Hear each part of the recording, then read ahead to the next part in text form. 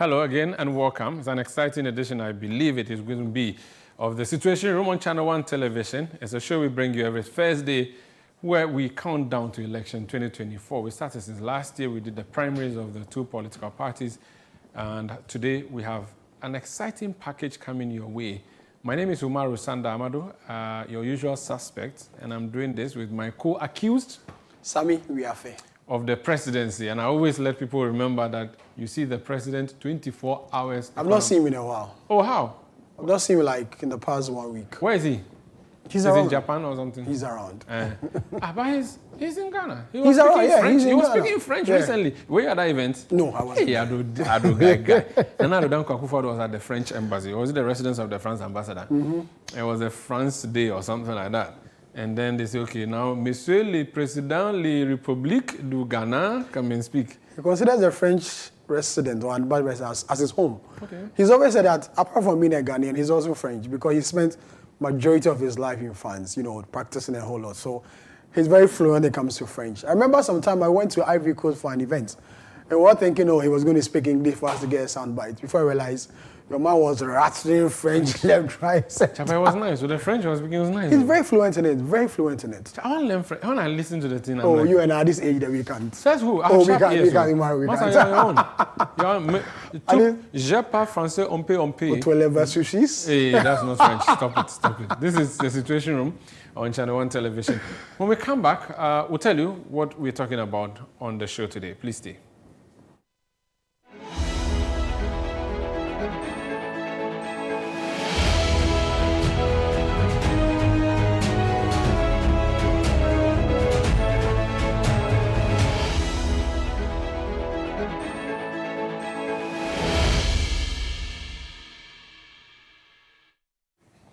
Bon arrivé. Aujourd'hui, okay, so that's where the French ends. Bon arrivé means welcome. Aujourd'hui means today. We are going to talk about presidential debates and how or why they matter, if they matter at all. That is a conversation that has been in the news for some time now. What happens to our presidential debate? We've seen Joe Biden struggling in the US because of a presidential debate. Over here, we've done it in the past, but it appears this year it doesn't look likely that will have a presidential debate, even though the IEA is urging presidential candidates to do presidential debates. So on the show today, we're going to look at the pros and cons of presidential debates. 1, for the democracy that we are practicing. 2, for the candidates involved. 3, for the people who are going to vote. And also ask the question, does it matter what people say in debates? Does it influence you at all? That is the question we're going to look at. And we have decided today on this show to go two-way.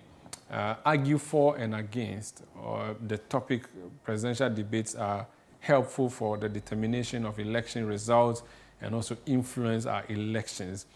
So I have decided that I would campaign in favor of presidential debates. Sami would argue that we can do without presidential debates and our democracy will still be very healthy.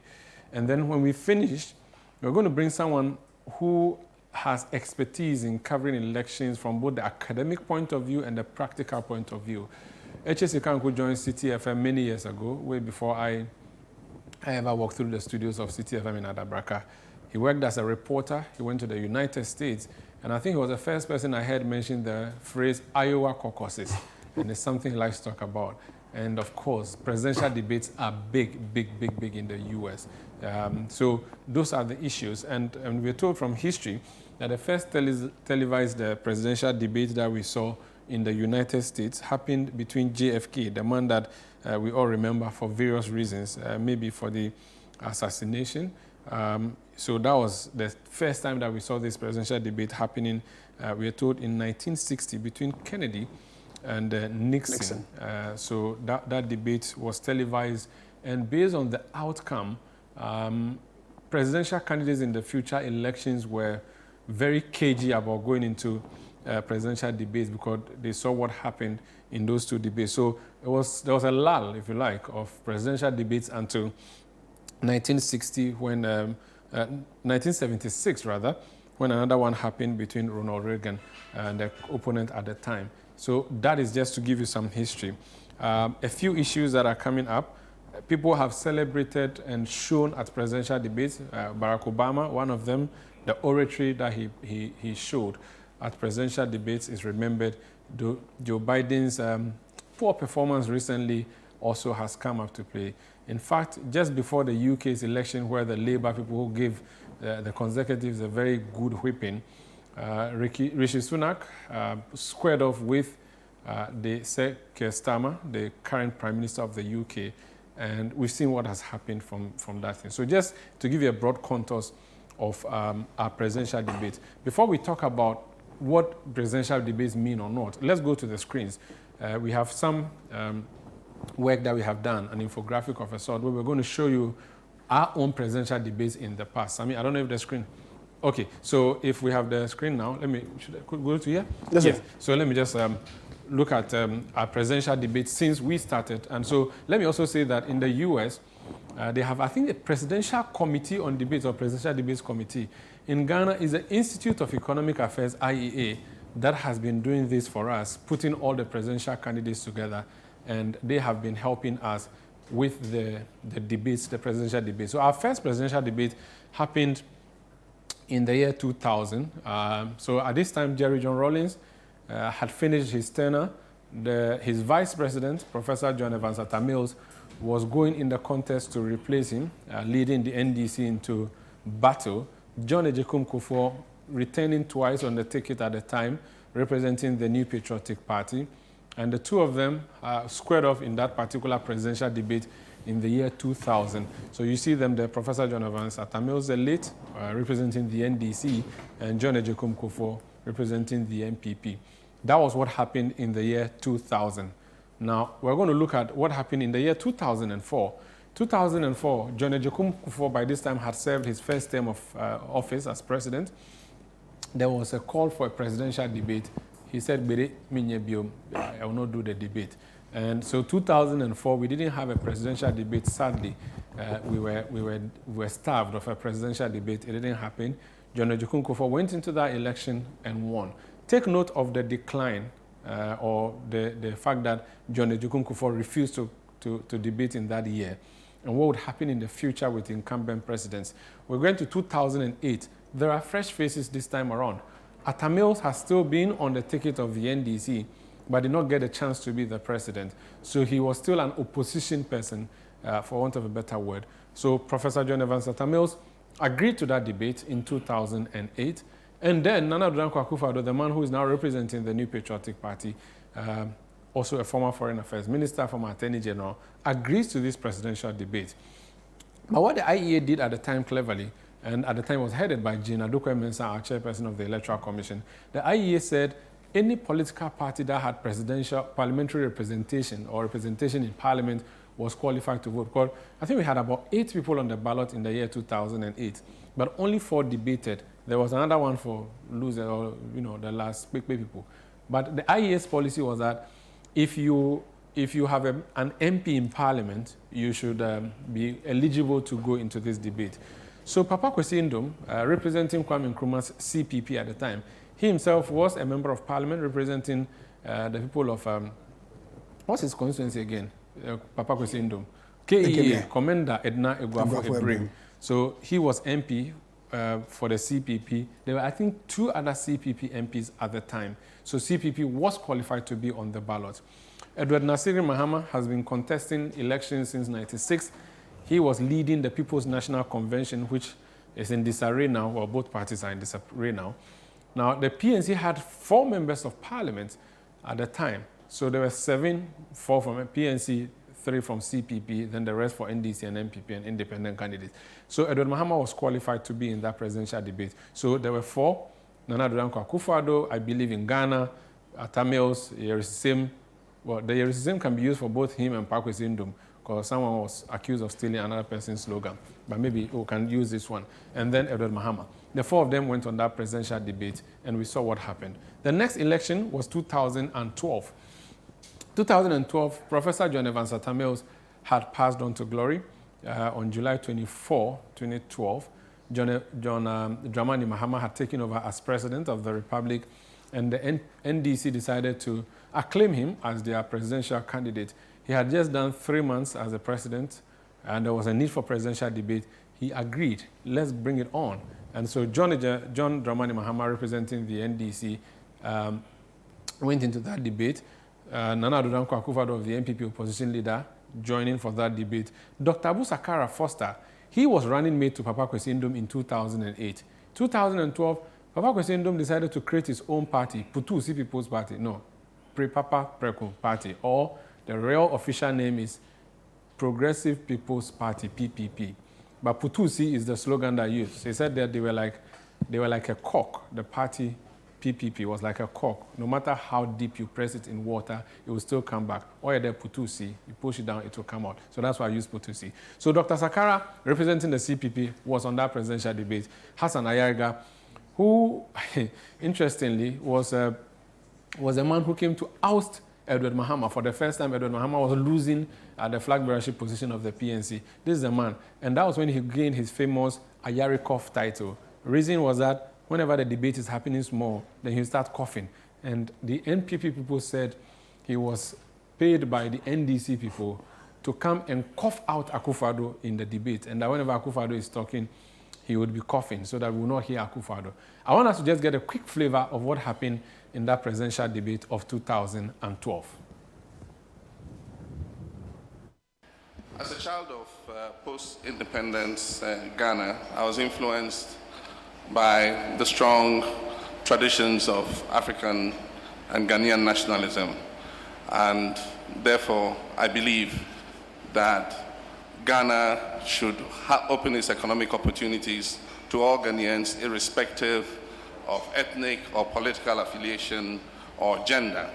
And so, a government that I head will ensure that Ghana's opportunities are open to all our people in order that they can realize their full potential. It would be a Ghana that utilizes the natural resources that God has so richly blessed us with to be able to provide those opportunities for our people in terms of jobs, in terms of an accelerated economy, in terms of access to social services. We will continue to invest heavily in education in order to create those opportunities for our young people to thrive and be able to excel. We will continue to invest in healthcare to increase access for all our people and ensure that they have quality health delivery.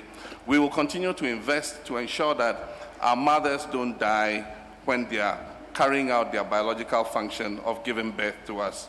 We'll continue to invest to ensure that our children survive beyond the age of 5 and even much further than that. That is the kind of Ghana I think we can build if we work together. I will continue to be an influence to bring this nation together rather than to divide it. I believe that united we can build a better Ghana than being polarized and partisan. I also would continue to promote the image of this country abroad, create a situation where Ghana continues to be the model of democracy and good governance, create a situation where Ghana's international respect is elevated to the highest level and that we are looked at with all the respect that we deserve as we have since we gained independence first in sub-Saharan Africa. That is the Ghana I have a vision of. A Ghana that stands shoulder to shoulder and stands tall in the International Committee of Nations. Thank you. The vision of the MPP, the vision I fully subscribe to, is a vision of Ghana as a thriving democracy, a country where the rule of law and the respect for human rights are entrenched in the way in which we do business. Not only a democratic state, but also a prosperous state. And a prosperous state can come about through only one process. And that is the absolutely urgent need we have to transform the structure of the Ghanaian economy. We have been, until recently, well, right up till now, a raw material exporting economy. There is no future in a Ghana depending on the production and export of raw materials. There is an absolutely urgent and pressing need to transform the structure of our national economy, to become a value-added, industrializing economy. And that is the overarching objective of the MPP if by the grace of God we get the opportunity of office again. And what is it going to mean?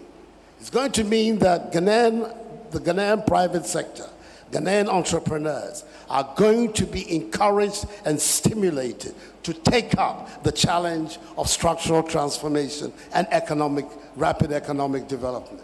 To do so, our belief is that the most important single matter confronting our nation is the development of our human capital. How best we build up individuals to be able to participate in the competitive economy that is now the global economy. We can't do it with a population that is half literate and half illiterate. We can't do it. We need to make sure that as rapidly as possible, the mass of our people are given access to all the information and knowledge that is available in today's world. And that is why we're committing ourselves to a radical program of free secondary high school education in our country to make possible this accumulation of expertise and knowledge in our people. We have a very important goals to address, to make Ghana that beacon, that shining city on the African landscape, which was the motivation of those who began our fight for freedom and independence. And I believe that if there's one party which is capable of realizing that vision of a prosperous, free, democratic Ghana, it is the new patriotic party that has the men and women who are ready to take on that struggle and win it in the interest. So that was candidate Nana Addo Dankwa Akufo-Addo in 2012, now President of the Republic. You earlier heard John Dramani Mahama. There was also Dr. Abu Sakara Foster and Hassan Ayariga of the PNC at that presidential debate. And I'm sure you may have seen a woman with dreadlocks in that video that just went by. Yeah, that woman, you're not mistaken. She's the running mate of John Dramani Mahama now, Professor Nana Opoku-Agyeman. She was with the University of Cape Coast at the time. She was one of the moderators. The other moderator was not shown in this clip, but was key partner of the debate that night, Kojo Nkrumah, Minister for Works and Housing. So you can imagine what happened. One MPP, one NDC now, but at the time they were neutrals. Kojo Nkrumah being a journalist with Joy FM, having hosted the Super Morning Show for many years, more than a decade. Professor Nana Opoku-Agyeman from the UCC. These two were the debate moderators. So that was 2012. Then 2016, John Mahama was president, and then Nana Akufo-Addo was still the opposition person. The debate was called this time around by the National Commission for Civic Education, NCCE, and the Ghana Broadcasting Corporation. They organized a debate. You can see the two main men are not in there. And the reason is that Akufo-Addo said, I won't debate via Faso, Mahama Faso, your government is corrupt. I will not join you in a debate. And that's what happened. So there was no debate between the two of them in 2016. Akufo-Addo went on to win the presidency in 2016. Then we come to 2020. 2020 again, Nana Addo Dankwa Akufo-Addo being a president said he was not going to debate. So we haven't had debates at that level since 2012. After 2012, there was no debate in 2016, no debate in 2020. And now we are going into 2024. Will there be a debate or not? Dr. Mahmoud Bawumia is calling for a debate. John Dramani Mahama has not spoken directly, but his aides and assigns have said, what's the point of debating you when the people are already debating you? The economy is debating you, the fundamentals are debating you. Why would I come and debate you? My friend, no debate. So it is yet to be seen whether there will be a debate in 2024 or not. So that's just a trip down memory lane of what happened since 2000 and since election 2000 when we started our first presidential debate. So that is the issue. But are debates important? Do you need them? We've seen people who have not debated win elections. We've seen people who have debated lose elections. So are debates important? Sami, we have few things we can do without debates. He's my co-anchor. Sami, tell us your story. Well, so you have 5 minutes to debate and show that we need debates are not important. I've always held the opinion that we don't really need a debate, a presidential debate for this country. We've had enough already, and they didn't even make any impact as far as the voter swaying was concerned. Now, every debate has three fundamentals or pillars they stand on: acclaim, attack, and defend. If you put all presidential candidates on one stage, they will either acclaim, they will either attack, or they will defend. And these are the reasons. The debates in Ghana now do not really influence any voter. The Ghanaian voter who will vote in December, by this time, which is July, has already made his or her mind up who or she is going to vote for come the December election. The core party supporters and the core party members know who they are going to vote for. If you give a generalization, 40, 40, 20, 40% MPP members know who they are voting for, 40% NDC members know who they are voting for. The 20 which is left, really have an idea who they want to vote for. So a debate will not really sway them or know where line or which area they will vote for. So for me, I hold the view that we can do without a presidential debate come this December election. Because the presidential candidates are already on a campaign field and they are campaigning. They are telling the Ghanaian people what they will do for them when they are elected president of the republic. John Dramani Mahama has been telling people what he wants to do if he becomes president again. Dr. Mahmoud Bawumia has said what he also wants to do again. Cheddar, Alan Chamantin, the rest all know what they want to do for this country. And they are on the campaign field campaigning, telling the same Ghanaian people they will come and stand in front of them during the debate what they will do. So the argument is that we can do without a presidential debate. The Ghanaian voter knows the track record of every presidential aspirant in Ghana. They know the track record of Dr. Mahmoud Bawumia. They know the track record of John Dramani Mahama. They know the track record of Alan Chamantin. So why would they want to waste their time, sit on TV and watch these three people or these individuals or this presidential candidate, tell them what they want to do when they already know their track record, their achievements, and all that they've done before? So we all know what they will do. Now, in the area of attack, we see the two main candidates, John Mahama and Dr. Bawumia, attacking each other on the campaign field. If we stake them on a debate, the attacks will continue. Just recently, I think today, John Dramani Mahama said that Dr. Bawumia should focus on building the economy instead of him going around telling what he will do. Just last week too, there was another attack from Dr. Mahmoud Bawumia on John Dramani Mahama. So the attacks are already going in place. The attacks are already going on. When each of them mounts the campaign platform, they tell the Ghanaian people the failures of their main opponents. So why would we need another debate for them to reiterate the same points? I think we can do without it. And then they defend. If we put them on the stage, each of them would defend their record. John Dramani Mahama would defend his record. Dr. Bawumia would defend his record. Alan Chamantin will do same. And the Ghanaian voter knows the record of these and then do the attack and then the defense. Why do we want to put them on stage? For Ghanaians to do what? Know what they have already told the Ghanaian people already. Recently, John Dramani Mahama, the presidential candidate of the NDC, did a media engagement and told the entire country what he would do differently if he's given the opportunity to become president again. I'm reliably informed that Dr. Bawumia will also do same. The same set of questions that will be asked during a presidential debate are the same set of questions these individuals will answer. What John Dramani Mahama has answered already, and what Dr. Bawumia will answer in the event that he also holds a media interaction. So what's new? What different are we seeing? There's also the issue of mistrust among the organizers of this debate. As we just saw in the video there, Professor Jenana Opoku, who is the current vice presidential candidate of the NDC, was a moderator.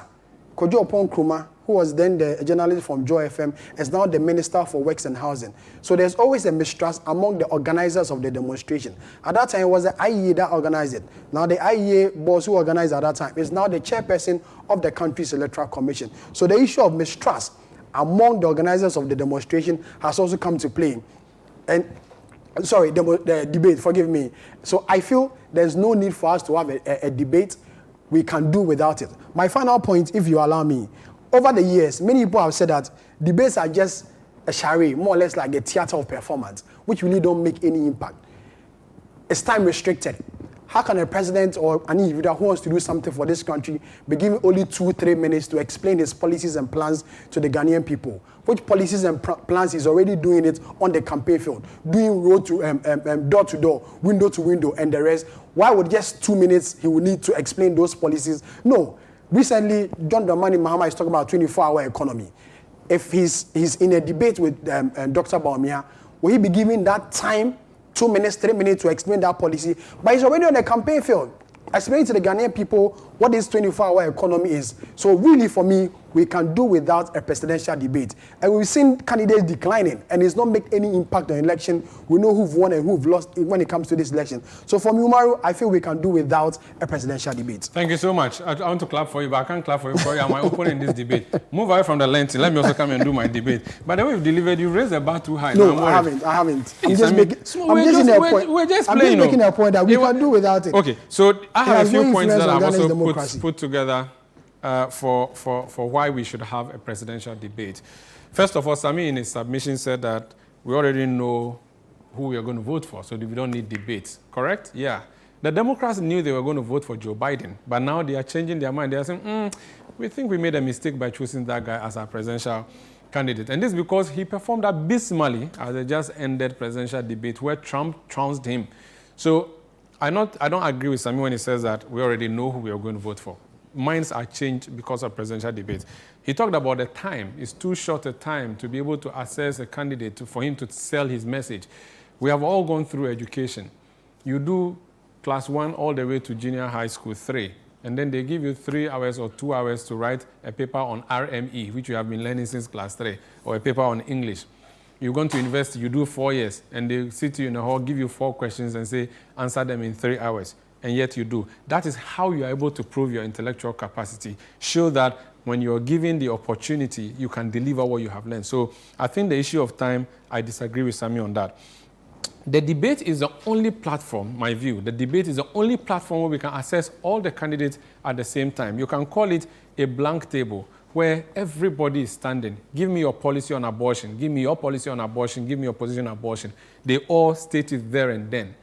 You may copy, you may agree or disagree. Because, you know, as a country, we do know that we all have the end that we're planning to go to. That's why we have a national development plan. But what is the way to get there? The NPP says they want to use the right path to the end point. The NDC, which is a leftist party, says we are using the left side. But on your way, how are you going to deal with obstacles and challenges that will come up? We want to hear you. And the platform, the common platform of all of them is the best place we can have this. It gives the voters the view of candidates. How do they perform?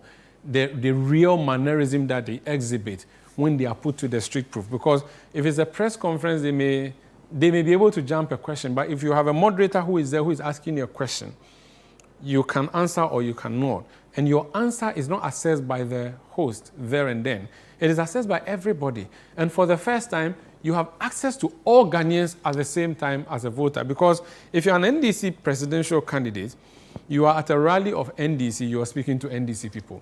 You are an MPP presidential candidate, you are at an MPP rally, you are speaking only to MPP people. But if you are at the presidential debate, you are speaking to both NDC and MPP. And that's what I think it is important. Issue of voter apathy. So people may not be excited about the election, but when they see people come and debate and argue, I think they get excited and it deepens our democracy. It's important. Now, people would get to know how you respond to the issues that are put before you. Another thing, it would give the public an understanding of how the candidates think on national issues and even international issues. And that is where we get to hear from you what your position on these matters are. So for this reason and more, I think we need presidential debates. Presidential debates are healthy. The democracy that we aspire to is 200 years old. It is a democracy run by a country called the United States of America. They are doing presidential debates. We, Ghana, we are 30 years in this democracy. We are aspiring to get there. Let's debate this already. Let's bring this up. And I think it is very healthy for our democracy. We need it. And I challenge hereby John Dramani Mahama of the NDC, Mahmoud Baumia of the NPP. Both of you, bring it on. We want to see the debate. It doesn't matter where the platform is. The moderators would ask you the questions, would expect you to deliver. Joe Biden is suffering because of that presidential debate. If you know you are fit, you can deliver, please debate each other. We want to see you. It will help us shape our country. That will be the end of my submission. We'll take a break. When we come back, Professor H. Sikanko is in studio. We'll do an analysis of presidential debates and more. Sami, you won't clap for me. We'll be back. You're welcome back. This is the Citiuation Room on ChannelOne Television. My name is Umaru Sandamod and I'm here with Sami Uyafi. Let's introduce now our guest. He's an associate professor of political communication at the University of Media Arts and Communication, previously known as GIJ, which is what I attended, not UNIMAC, but that's how they call it now. He's a director at the Directorate of Research, Innovation and Development at UNIMAC, previously GIJ, my school. And he's also the latest author in town. He authored a book titled Dr. Bawumia and the Modern Vice Presidency and the Afrocentric Obama. So 2 books. Afrocentric Obama, many years ago, and Dr. Bawumia's book. Professor H.A. Sikanko is our guest. Prof, please join us upstage. You are welcome. Let's clap for him. Thank you. So in the middle, we have Professor H.A. Sikanko. How are you, Prof? I'm very well. Are you doctor or professor? You're professor, right? Yes, I no, am. A big man. Bow for you. Oh, please stand here. Okay. Stand here. All right, thank you. Sami and I just did a debate. Right. You're an academic. Please mark us. Who failed? Who did well? Well, I wasn't listening from that perspective. I was listening from an education perspective. And I think you guys took me back to high school debates. You know, Awesome. I see you really prepared for this. It's not easy. Yeah. Very, very strong. We went to the points. library. Okay. So it took you back to school. Thank you. Yeah. So no, very, very strong. Now I am confused. I felt when he was reading, I was supporting him. Then you came. Then I said, you come to confuse me. But strong points. Yeah. So. What do you think of presidential debates? So in the U.S., how is the system around presidential debates organized like? In Ghana, it's the IEA that has been helping us. But now the IEA boss is EC chairperson. Right. So IEA there, if you organize the NDC there, forget the Ungo. Because they are not trusting you. Right. The institution in the U.S. that organizes presidential debates, how trusted is it? And how important are debates in the U.S.? Thank you very much. So the institution is the Presidential Debate Commission. And it's not any government agency. It's just that by tradition, by custom, by culture, they have been trusted over several years, several decades to take charge of the debate in a very, very objective manner without being partisan. So all the parties trust them. However, this year, for the first time, interestingly enough, both the Republicans and the Democrats say they don't trust the Presidential Debates Commission. Not just one of them. Both of them say they don't like the format and the way they are doing it. I don't really know what the main concerns are, but I think they were concerned about some of the moderators. Is that why they went to CNN? Yes. So for the first time in decades, maybe even in the history of the US, it's the television stations that are organizing the presidential debates, CNN and then ABC. Usually during the primaries, you notice the television stations are involved, sometimes even the universities. But when it comes to the Presidential Debates Commission, very solid commission, long history, normally does it. First time they have CNN and ABC doing Taking over, okay. Yeah. Interesting. So debates started since Kennedy. That's what we said, the televised one. Are they compulsory in the US? Right. In Ghana, it's not. Yes. Is it compulsory over there? Same there, it's not. But you see, the great thing about democracy out there that I've observed is that it's very participatory and it's very constructive. And so they all come together to agree that we need to do this for the future of America. So a lot of things that are normally issues here become non-issues. Just like Britain, who have customs, they don't have a written constitution, but then they normally follow their customs and all of that. So there are a lot of non-issues there. It is agreed that the debate is a central platform. I mean, if you ask me, it's the cornerstone of participatory democracy because you get to have the various candidates on a single platform engage, and you were right there. The thing about it is that they don't just appear on the same platform, but then that engagement part, the rebuttal part, is something that makes it unique. It does not happen in any other political communication format. So there are several reasons. Some people, they also argue that because of, money plays a big role in politics. And so it's not everybody who is able to go to different places to go and campaign and all of that. So use one bird to kill all the stones. Thank you. So it's a great leveler, especially for new candidates, lesser known candidates. It serves as a good opportunity for them to stand on the same platform and to sell themselves. And there's this thing about the level of knowledge of the audience, right? So there are uncommitted voters, there are undecided voters, there are conflicted candidates, people whose what we call the political information efficacy is very, very low. So for them, they depend on these debates to be able to get up to speed and to catch up with whatever is going on in the political system. Sami made a point, and I want you to respond to that. In Ghana, you can be safe to say there are 5 million hardcore NDC members. There are 5 million hardcore NPP members. Half of them, whatever you do, they are going either NDC or NPP. If you put a goat, Sebi, on the ballot, they will vote. That's what they say. They will vote for that party.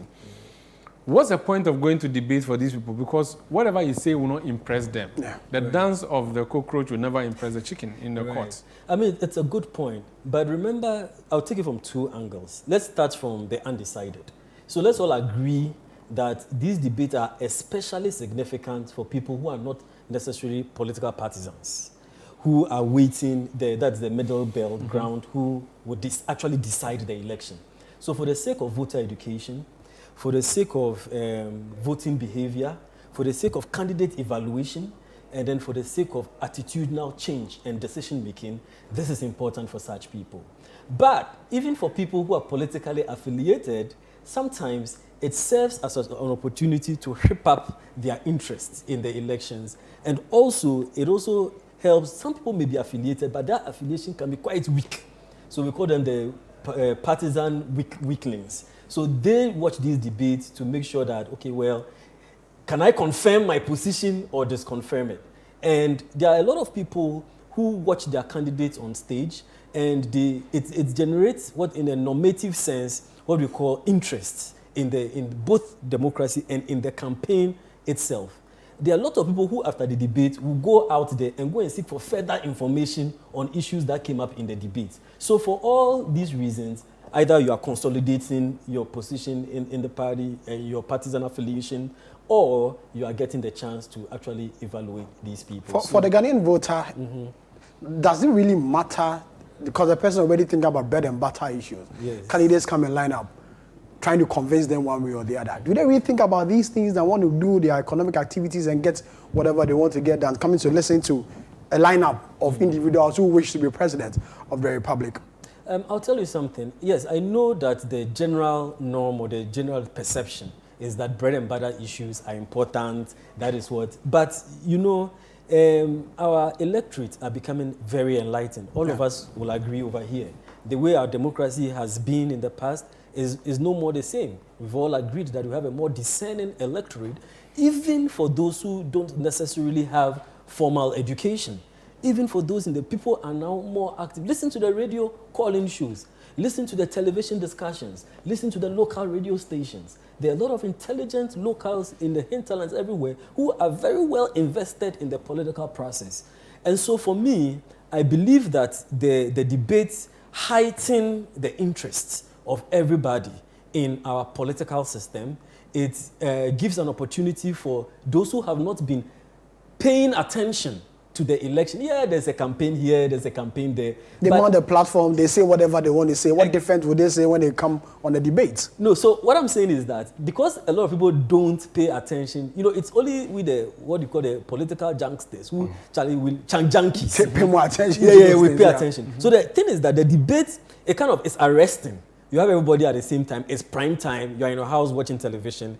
It affords those who haven't been paying attention, at least for once, to listen to this spectacle that's going on. But your question about, well, it doesn't amount to anything, they are saying the same things all over again. So my answer to that is that it's not everybody who is necessarily paying attention when they are going around doing this sort of things. And so for once, it's almost like a national political event, you know. And don't forget that we are trying to build our political culture. We are trying to increase what the political scientists call political socialization, socialize our younger ones into a political culture of democracy, which says that you don't fight on the streets or settle your differences through violence, but through what? Debate. At the end of the day, the definition of democracy is what? The exchange of ideas. And that exchange, there's no better way for that exchange of ideas to take place than on a political what? On a debate platform. Remember some of the most common definitions of democracy: marketplace of ideas. What happens in the marketplace? Yeah. Everybody Everybody's calls selling. them like, you know, And you buy the best. And then you decide. I mean, I can understand, your point about the time for the debate. And that's what historically, there are a lot of people who are very averse to debate. They criticize debates for that. Because, let's face it, people go and plan, they rehearse. Read about it. They have someone, you know, they even know the debate questions them, that are watch. going to be asked. They set already. up a dummy debate person and they do all of this. So campaign handlers try and stand there and pretend as if they are the opponents. Possible and questions that may be asked. Bring it down to Ghana. Yes. 2024, should we or should we not have a debate? If we should, what purpose would this serve as? You've already explained that. Is it necessary? Must we have a debate this year or we should not? You know, I have to admit, I'm a big fan of debates. I'm an apologist for a debate. I believe that as we grow our democracy, we should rather seek to increase the political information efficacy in the debate system. There's no such thing as too much information, right? And so I think that it will be a beautiful thing. There are a lot of young people who use this opportunity to learn. This probably becomes one of the opportunities for them to get baptized or introduced to what democracy is for people in junior high school, senior high school.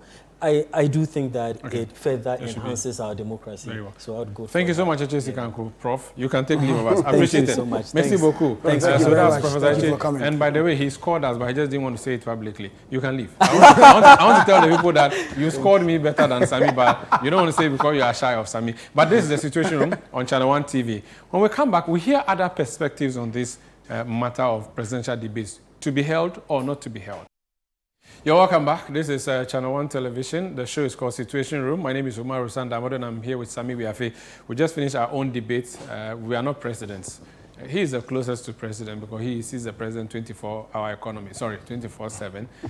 So he just, I've received unanimous views from listeners and viewers who are saying that Sami has flawed you. So I agree. My hands are up. Of course, I have failed. Who never failed before?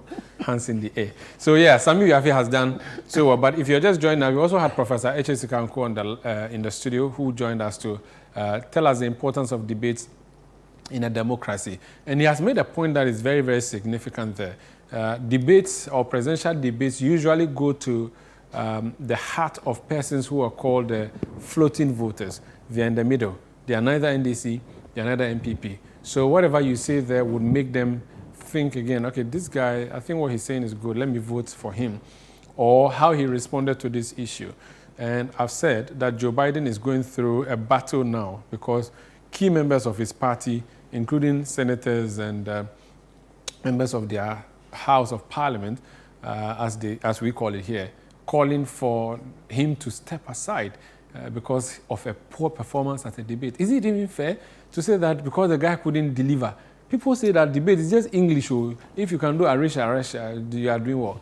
Donald Trump has come to finish the guy. He spoke English and he's stronger, healthier, younger. Donald Trump has been hailed as having done well. Joe Biden, older, wiser, slower, weaker, and poor in oratory. So because of that, Biden should be changed as presidential candidate. Is it fair? That's so unfair. I've always argued that the debate is not a yardstick you measure an individual who wants to be president or someone who is president already. A classic example, in 2008, Dr. Parkwesi Ndum, CPP, It delivered past anybody, everybody for that debate. It delivered. But on the day of voting, did it translate into votes? No, he didn't even get 1 million votes. Oh. So the more reason why debate, we can do without these debates. But Barack Obama in 2008, he showed already. He showed that he was the guy. Yes, we can. That one also worked for him. And the votes, showed. But at that time, we should consider that there was a wind of change globally. Every government, was losing, an incumbent government was losing an election, and the fresh blood was showing up. Obama enjoyed from that end. In Ghana, we saw a similar thing. John Evans Atami was the late, also enjoyed from such a thing, and he won that election. But then using a debate, 2 hours, 3 hours to articulate your point to the entire populace will not do. In 2020, there was a similar debate between Joe Biden and Donald Trump. Trump was the president of Ghana, of America at that time. The debates, many people said they didn't know who won that particular debate. But then Joe Biden went on to win the election. So debate will not be a yardstick to measure who will do better as a candidate. And when you perform in a debate, it doesn't mean you are the smartest person or that you are the smartest leader or someone who is best to lead the country. Speaking is different from acting. We've seen that in our political history. In other places, we've seen it. So a debate is something we can do without. Our democracy as we are practicing, 30 years as you mentioned, We've done this debate time. Even incumbent president declined from a debate, and yet they go on to go and win a presidency. In 2004, John Kufuor said, no, I'm not getting, or I'm not going to do a debate. Yet he went on to win an election. We've seen other instances. In 2016, both Mahama and Nana Kufuor, they declined in the debate. Yet Nana Kufuor went on to win an election. So for me, and where I stand, and where I sit, I feel it has, even though fine, it has color to our democracy, but it has no core influence in the voter outcome and the results that we expect at the end of every election. For me, I'll argue today and tomorrow that we can do without a presidential debate in this country. You've made my debate finished. My points all finished. You just destroyed me completely. But this is the point that we have to know. I have said that a common platform is provided. Yes. The issue of follow-up. So if they ask you what your policy on education is, and you state it, the other guy there can challenge you. And I have said that when the people are addressing their party folks at the rally, they only have their party folks they are speaking to. It's almost like they are speaking to they are preaching to the choir.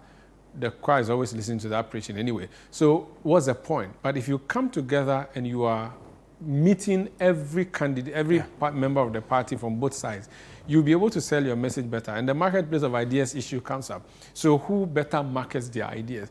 And again, I think to be a president is not as if you are smarter and more knowledgeable than everybody. It is to test you how you can turn problems into solutions. In 2020, we saw COVID-19. It was a test of every sitting president. How are they going to manage it in their country? If you are a presidential candidate and you mount the debate platform, you are being tested. Now, if a question comes and it's a surprise question, you should be able to deal with it. If there's a disruptive co-debater, how do you deal with them? So how did Nana Addo Akufo-Addo deal with Hassan Ayariga when he thought in 2012 Hassan Ayariga was a disruptive candidate? Now, that attitude of his character towards his co-debaters will show us whether he is a guy who respects other opinions or not. Because if you come for a debate and there are 2 of you or there are 4 of you and you are being overly agitated, you are possibly even insulting, like, for instance, Biden insulted Donald Trump in 2020 because Trump was being disruptive, just abusing him and all of that. So we want to see, when you are pushed to the limit, if you have a Donald Trump as your co-debater, how are you going to deal with it? Are you going to be able to tolerate him and accommodate everything, or you're going to go gaga and start insulting? So I think debate also tests your character and your persona. And it is only at that place you can get to see it. If you appear before a press conference, you can ask your questions, you can give your statements, take questions at random because your communications director decides who to call. They may decide that this journalist is annoying. He will ask an annoying question that will frustrate you, so will not call him. Let a different journalist ask a question that is so favorable, and then you answer, and everybody will clap for you. But when you are standing at a debate ground, there are 2 of you, you and your opponent. For me, it's like a boxing ring. How are you able to defend the things that are thrown at you? And you have listed them: defense, attack, and acclaim. And even appeal, all these elements that come up during debates. How do you deal with them? How do you defend your record? So if, for instance, today there's a debate between Bawumia and John Mahama, how is Bawumia going to defend the record of the Akufo-Addo government? And how is Mahama going to defend his record of 8 years ago? That is very important. The defense is important. How do the 2 of them appeal to Ghanaians that we are the ones you should choose? I am the one you should choose. How do you do that? And how do they challenge each other and even deny the claims that are put to them? So these are key things that come up in debates, like you've surmised in your earlier submission. And I think debates are the best places to bring these things out. You have been timed out. I've been timed out. Let's go and bring some other perspectives. Franklin Cudjoe has been in a democratic space for many decades. He's president of Imani Africa. He's joined us on the line. Franklin, you're welcome to Situation Room. Have you ever tried to organize a debate as Imani? And what do you make of this whole debate over debates?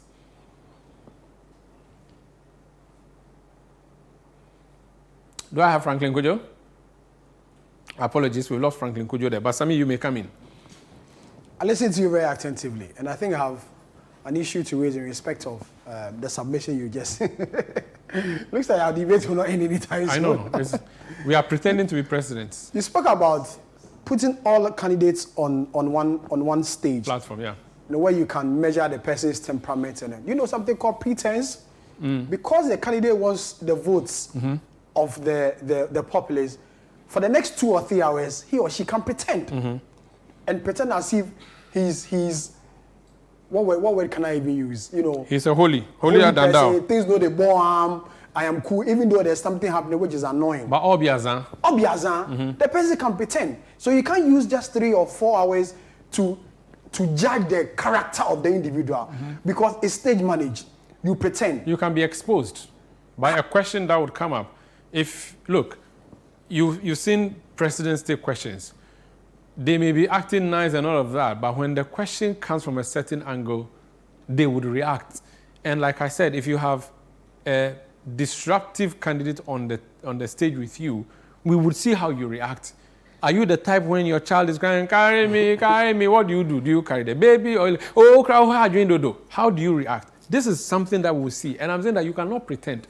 So, I mean, if it is your nature, it will come out. It's like pregnancy. No matter what you do, it will be seen. Character will come. Attitude will show. Incompetence will show. Knowledge will show. It is the debate that will bring that out. Talk. I don't even know what to say. Yeah, it's fine. That's what you did to me earlier. Give me knockouts. No. You can still pretend. Okay. And let me make my point why you can still pretend. Because you know that, because there's someone on the line. Go on the line. You speak to that Franklin Kujo. I shall continue. Franklin Kujo, President of Imani Africa. Franklin, you're welcome to Citiuation Room on TV, ChannelOne TV. I can't hear you, Franklin. I'm hoping my technical team will make sure. I can hear you. Can you hear me? I can hear you. I asked a question earlier. Have you ever tried to organize a presidential debate at IEA? It appears that we need a debate organizer now. Do you agree there should be a debate, or it's a complete waste of time? Well, look, I think a debate is healthy. I don't see anything wrong with having a debate at all in a very, should I call it, in a very tense election of the one we are going to have. I think debates define a civilized society. We can do all the higher things and talk with each other. And I think when you have a debate, at least among the leading contestants, in an election, it gives us an opportunity to go into the minds of the people. Of course, it depends on the questioning. It depends on the type of questions that will be asked, and the responses that the questions will elicit. Last 4 years, we tried organizing the election. Nana was ready, but Nanado said he was busy. And so we couldn't do it. And I think that, so we have to do that. I think we did twice. We did two debates among independent candidates and then other those parties. Ayariga and then PPP, Bridget was there, PhD was there, as well as Akalu. It was an interesting debate too. This year we're trying to do so, but of course, we've only heard from Muhammad. We are waiting to hear from Nabato. And then we'll see whether we can have a debate. Franklin, the credibility of the debate platform is as important as the debate itself. And yes. Professor Sikankwa has just told us that the presidential commission, the debate on presidential debates in the U.S. for the first time has been challenged by the Donald Trump and Biden. And so they've decided not to go there. They've rather gone to CNN, and they may go to ABC. In Ghana, IEA has been organizing debates.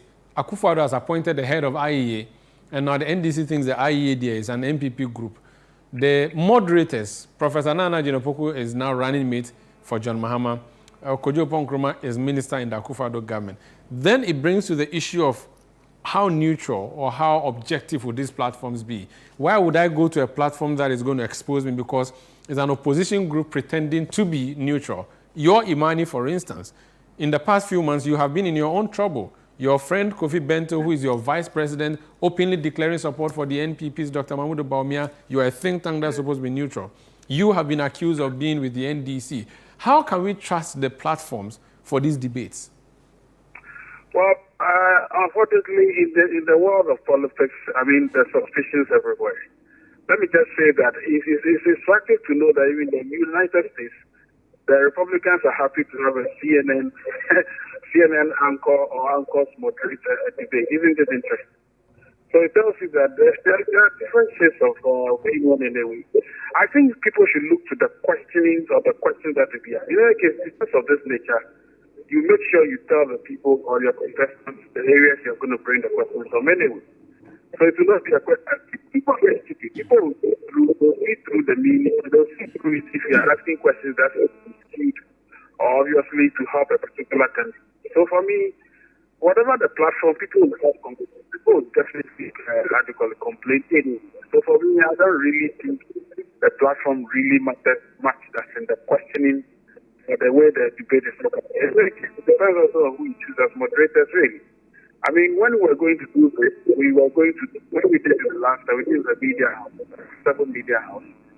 And there are conversations about even doing it in multiple media houses so that it douses that perception of speciality. So I've received calls on GBC, for instance, that we should probably do it together and all of that. So you see, no matter how you look at it, people will say, how are you looking this way? You are looking, the way the people talked the last time, definitely you will not be a good arbiter. So I can understand the concept, but I think it is important that people look to the questioning, as in the way that you answer your questions, rather than other questions. Thank you. Thank you so much for joining us this afternoon, Franklin Kojo, President of Imani Africa. So, Sami, I think what I can say is that our viewers, please continue with the debates. It's only the debates that would help us know whether there should be a debate. So go to our social media platforms. ChannelOne Television is the handle you can mention. You can mention the Citiuation Room as a hashtag. Let's hear what your views are. Let's hear what your perspectives are. I say there should be a debate. Sami thinks we can do without a debate. What do you think? Sami, sign us out. Thank you very much. It's been another exciting edition of The Citiuation Room that came to you live from our studio at ChannelOne TV.